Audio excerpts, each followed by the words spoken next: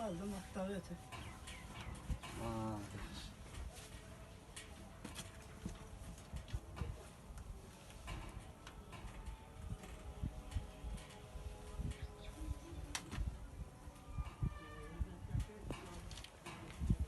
Günge çıkıp durun, gün sonunda olursa da. Ha, gün hazır. Bundan bir yağa yeme. Şunu görsetet. Allah. Kalsa bugün 31 mi? 31 he. Erteye 1. April. Oo, bu da kalsa erten 1. April. İlgeri nikahını verdim.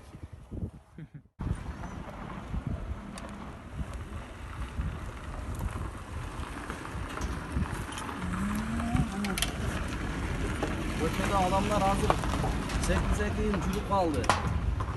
Az gün ısıp, çota ömür alıp işe çıkacak. Anan. Geçe gayra gelen desem gün geç girip bağlanan aldım bile. Yerge ustalı atışını göreyim mi? Neyse. Yapılmayın. Şöyle kesemem. Assalamu alaikum, урматтуу мекендештер, урматтуу достор. Баарыңыздарга салам айтам. Амансыздарбы, тынчсыздарбы? Үй бүлөңүздөр, бала чакаңыздар аманбы? Мен 2 күн мурун, кече эмес, мурунку күнү 29 март күнү түнү Раджап чоң ата менен сүйлөшүп аткан видеону сиздерге запись кылдым элем. Анан кече биз фонддун жааматын чоң атанын алдына жөнөткөн элек. Ошол биздин Ак ниет аманат фондунун Оштогу жааматы менен кошо Асылбек Таксыр да бирге барган. Анан көп бир туугандарыбыз сураптыр. Раджап чоң ата ооруп атабы, ден соолугу кандай, барып кабар алып койсоң деп. Мен азырында чалдым. Алло. Алло. Чоң ата, ассаламу алейкум. Алейкум ассалам, кандай? Жакшы, рахмат. Кудайга шүгүр. Өзүңүз кандайсыз? Енді отырам. Тынчсызбы? Ден соолугуңуз жакшыбы? Құмаға шүрден соғып жақсы. Кантип атасыз? Кыйналбай атасызбы? Жоқ, қиыншылық жоқ. Таза продуктаны. Үй жібердің ғой, болды. Önüme kulağın. Тамак аш продукталар бардыбы, чоң ата? Ne var mı? Тамак аш продукталарыңыз барбы? Бардыбы? Алып барыштыбы балдар? Var, geldi taze produktalar. Çık.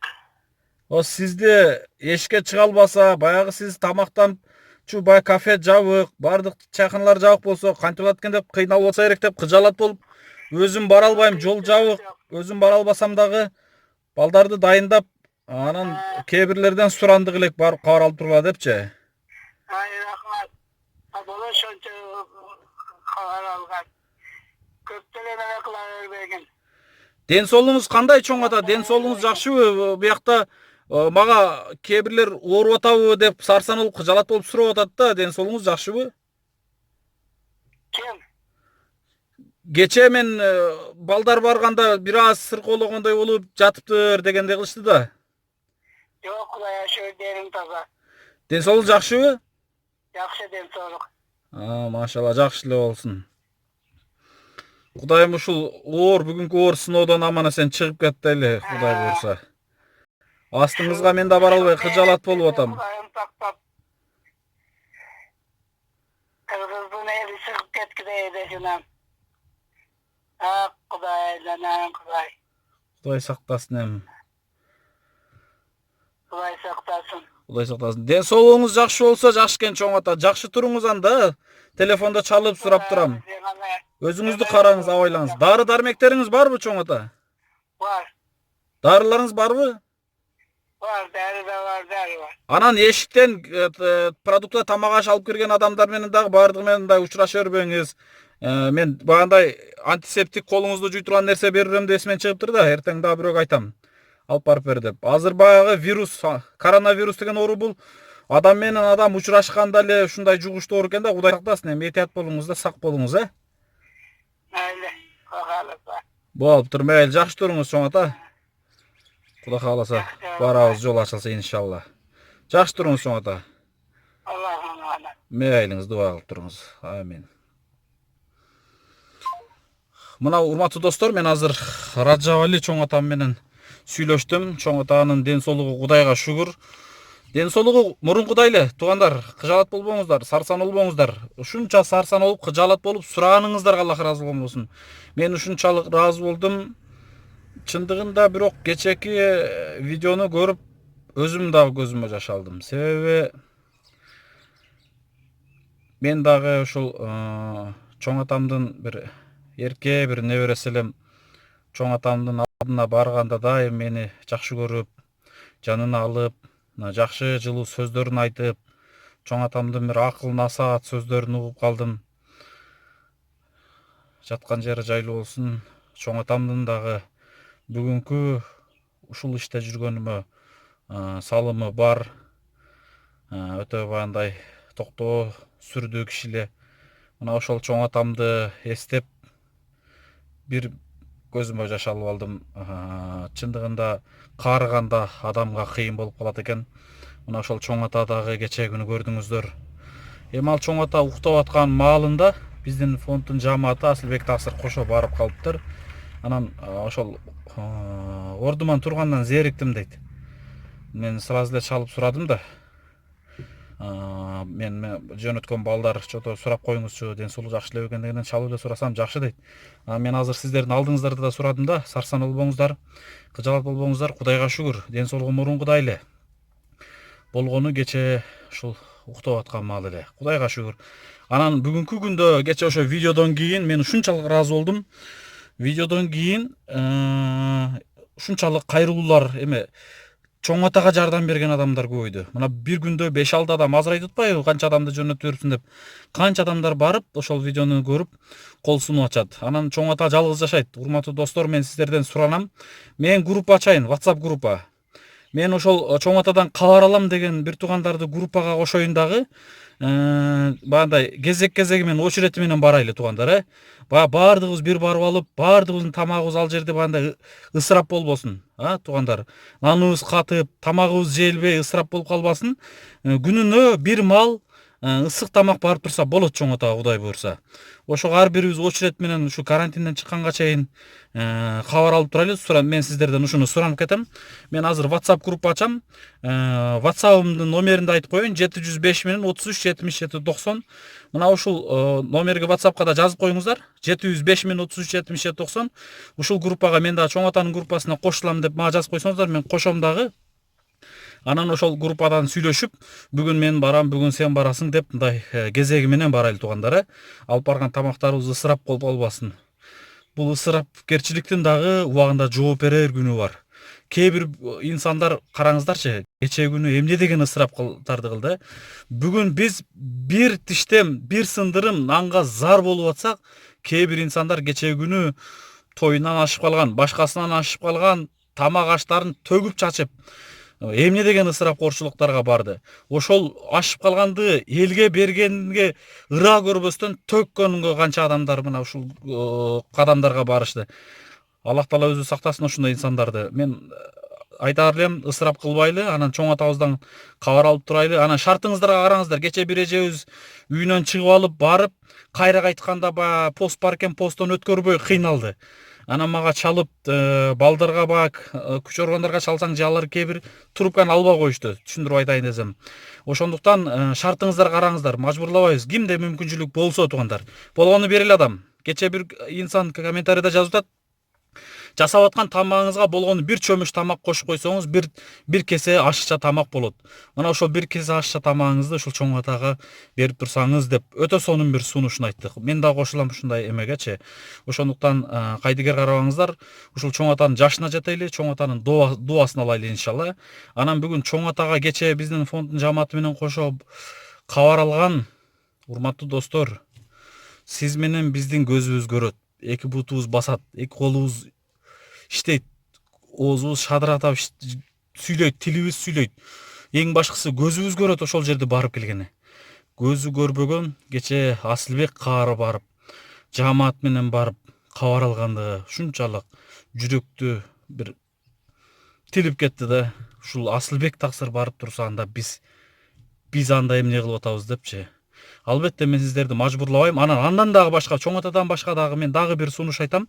Зайнабидинова көчөнүн ылдыйында бир апа бар. Бир эки баласы менен жашайт. Вагондо жашайт. Колдон келсе ошол ападан да кабар алып турсак, Мен ошто кыйналгандарды эме кылып турам. Урматтуу достор, ушундайда биз ынтымак болойлу, биримдик болойлу. Күч биримдикте дейт. Биз мына 5 манжа бөлөк билек бир дейт. Биз бириксек, биз мындай кыйынчылык, мындай оор кырдаал сыноолордун далайын кечиребиз иншалла. Ошондуктан биз ынтымакташайлы, биримдик болойлу. Кудай калса бул сыноону да жеңебиз. Эң башкысы бүгүнкү жогору жактан айтылып аткан буйруктарды, медиктердин буйруктарын так аткарайлы, үйдөн чыкпайлы, карантинде отуралы. Масканы обязательно кийели, колубузду самындап жууп, антисептик менен жууп, ден соолукту сактайлы. Биз өзүбүздүн ден соолугубузду кошо бирөөнүн да ден соолугун сактаган болобуз. Үйдө карантинде отуралы туугандар. Сабыр кылайлы. Бүгүнкү күндө канча инсандар абакта отурат. Айнеги жок, шамал кирип турган, полу жок, бетон жерде абакта канчалаган биздин мекендештерибиз кылып койгон күнөөсү үчүн, кылып койгон оор кылмыш үчүн ошол жерде күн кечирип отурат. А биз жылуу үйүбүздө телевизорубузду көрүп, жакшынакай китептерибизди окуп, бекер кеткен убактыбызды туура жакка колдонуп, жакшынакай убактыбызды үйдө өткөрөйлү. Урматтуу достор, бул дагы Алла Тааладан берилген сыноо. Аллах Таала бул сыноону бизге бекеринен берген жок туугандар. Бул сыноо менен биз эртеңки күндү жана кечээки күндү ойлонушубуз керек. Кечээ биз ким болдук элек? Мына ошондуктан Аллах Таала сыноо берип атат. Кечээ жөн эле парпырап кеткен, асманга чыгып кеткен, ысырапкорчулукка барган бир туугандарга ушундай бир оор сыноону берип койду. Экинчиден мен айтаар элем, урматтуу достор, сөзсүз эле ушул сыноону бериш керек беле бирөөгө кайрымдуулук кылыш үчүн. Сөзсүз эле Аллах Таала ушул сыноону бергенде гана биз бирөөгө кайрымдуулук жасашыбыз керек беле? Өзүңүздөр суроо бериңиздерчи. Биз ушул кайрымдуулук иштерди буга чейин эле жасап келсек эмне болор эле? Мен 2-3 жылдан бери ушул ишти баштагандан баштап какшайм. Урматтуу достор, Аллахтын берген ырыскысын бөлүшөлү.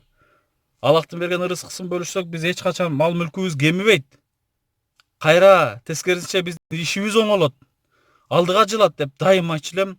Мына бүгүнкү күндө соопту талашып канча инсандар кайрымдуулук жасап атат. Аллах ыраазы болсун баарынан. Бирок ушул иштерди бул сыноо келелекте гана жасасак болор эле деп турабы?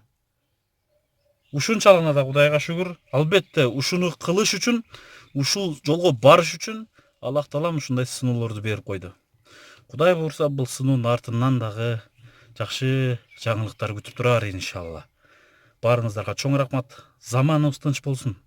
Өлкөбүз тынч болсун, мамлекетибиз бүтүн болсун.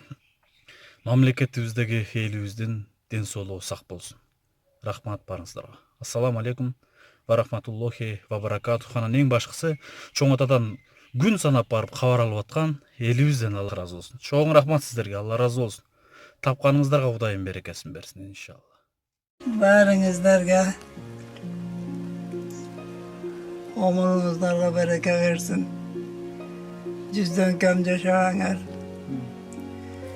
Бекемден соолукта болуңуздар. Оорусуркоо көрбөңүздөр. Алла сиздерге ажылык сапарды барып келишти насип кылсын. Ичиңиздерге ырыскы ынтымак берсин, ынтымактуу болуңуздар. Ынтымак ажырабасын. Ырыскы өзү келе берет. Ынтымак эле ажырабаса. Ынтымак берсин бекем. İçinizге оорусуркоо көрбөңүздөр. Бекемден соолук берсин. Ажылык сапарды барып келишке насип кылсын Алла. Бардыңыздарга Аллах акбар. Майли аба, жакшы салыңыз анда. Да келем Кудай кааласа. Элибизге тынчылык, аманчылык берсин. Шул келген беладан Кудайым тынчылык, аманчылыкта тезирээк куткарсын. Омун Аллах акбар.